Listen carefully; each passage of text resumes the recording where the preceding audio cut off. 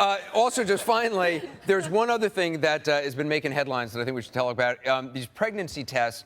A bar is now stocking $3 pregnancy tests in the bathroom so that folks can get a pregnancy test. And it's only $3 because if you go to like a CVS, it's like $8 to $15 to buy a home pregnancy test. And this is a way, I guess, to see for folks who are pregnant, to encourage them, obviously, not to drink. I've heard so many stories, and I think all of us have. Someone finds out they're pregnant, and then they start doing the math, thinking backward, and say, oh my, I really had way too much to drink on that night, and did I, do irreparable harm to my unborn child? So I think this is... There's somebody behind this named Jody Allen Crowe, who we actually have joining us on Skype right now.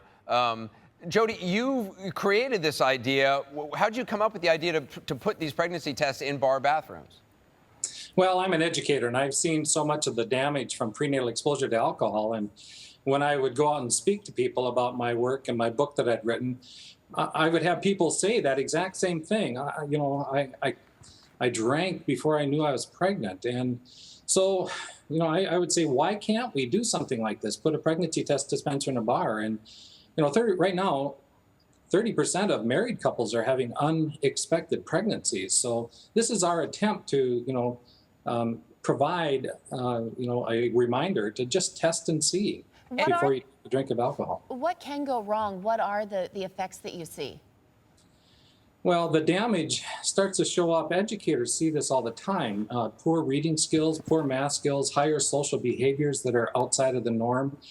And as there's more alcohol throughout the pregnancy at different times, you can see physical damage. And the broad range of now, over the last 10 years, autism spectrum disorder has gotten so broad that many of the behaviors that we see from prenatal exposure to alcohol are underneath that umbrella of autism spectrum disorder. So it's a global damage that occurs to the fetus, and that can start at about 20 days of a pregnancy. I think it's a great idea, Jody, that you came up with. You've got this nonprofit called Healthy Brains for Children, and it's only $3. What's the response been like?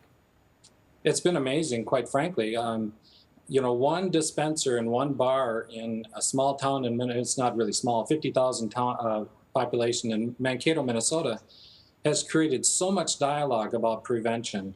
It's amazing. Well, that's a great thing to get people talking about it and thinking about it. So, Jody, we wish you the best. It's a really creative idea, interesting solution to a really important problem. We're going to be right back with our Frugal Friday, our money-saving tip for this Friday, our tip of the week. We'll be right back.